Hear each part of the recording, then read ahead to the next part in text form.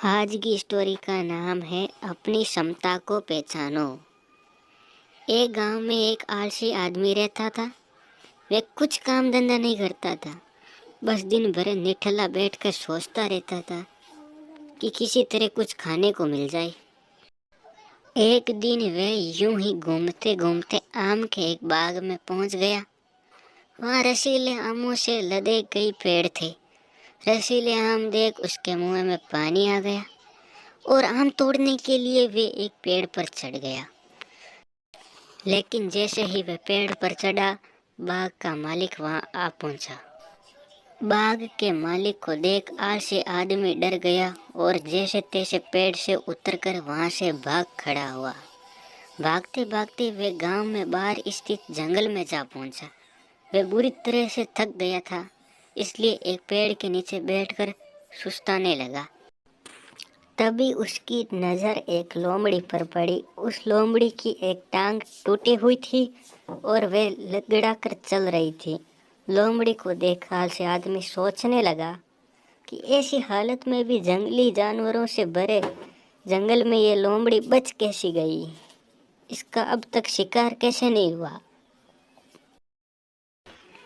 जिज्ञासा में वह एक पेड़ पर चढ़ गया और वहां बैठकर देखने लगा कि अब इस लोमड़ी के साथ आगे क्या होगा। कुछ ही पल बीते थे कि पूरा जंगल शेर की भयंकर दाढ़ से गूंज उठा, जिसे सुनकर सारे जानवर डरकर भागने लगे। लेकिन लोमड़ी अपनी टूटी टांग के साथ भाग नहीं सकती थी, वह वहीं खड़ी रही। शेर लोमड़ी के पास आने लगा। आलसी आदमी ने सोचा कि अब शेर लोमड़ी को मार कर खा जाएगा, लेकिन आगे जो हुआ वह कुछ अजीब ही था। शेर लोमड़ी के पास पहुंचकर खड़ा हो गया। उसके मुंह में मांस का एक टुकड़ा था, जिसे उसने लोमड़ी के सामने गिरा दिया। लोमड़ी इत्मीनान से मांस के उस टुकड़े को खाने लगी।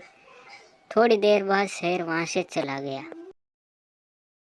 ये घटना देख आलसी आदमी सोचने लगा कि भगवान सच में सर्वे सर्वा है। उसने धरती के समस्त प्राणियों के लिए, चाहे वे जानवर हो या इंसान, खाने पीने का प्रबंध कर रखा है। और बाद में वे आदमी अपने घर लौट आया। घर आकर वे 2-3 दिन तक बिस्तर पर लेटकर प्रतीक्षा करने लगा कि जैसे भगवान ने शेर के द्वारा लोमड़ी के लिए भोजन भिजवाया था, वैसे ही उसके लिए भी कोई न कोई खाने पीने का सामान ले आएगा। लेकिन ऐसा कुछ नहीं हुआ। भूख से उसकी हालत खराब होने लगी। आखिरकार उसे घर से बाहर निकलना ही पड़ा। घर के बाहर उसे एक पेड़ के नीचे बैठे हुए बाबा दिखाई पड़े। वे उनके पास गया और जंगल का सारा वृत्तांत सुनाते हुए बोला, बाबा जी, भगवान मेरे साथ ऐसा क्यों कर रहे हैं? उनके पास जानवरों के लिए भोजन का प्रबंध है, लेकिन इंसानों के लिए नहीं। बाबा जी ने उत्तर दिया, बेटा, ऐसी बात नहीं है।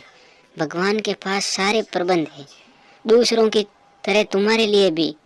लेकिन बात यह है कि वे तुम्हें लोमड़ी नहीं, शेर बनाना चाहते हैं। अतः इस कहानी से हमें यह शिक्षा मिलती है कि हम सब के भीतर क्षमताओं का असीमित भंडार है।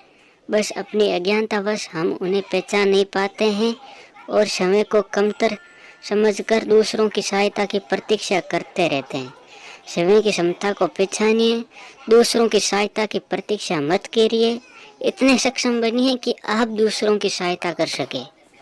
तो आज से हमें यह ठान लेना है कि हमें सक्सेसफुल और कामयाब इंसान बनना है और हमें अपनी मंजिल को प्राप्त करना है, चाहे कितनी भी मुश्किलें आ जाए। ऐसी ही और शॉर्ट मोटिवेशनल स्टोरियों के लिए चैनल को सब्सक्राइब कीजिए और वीडियो को लाइक कीजिए।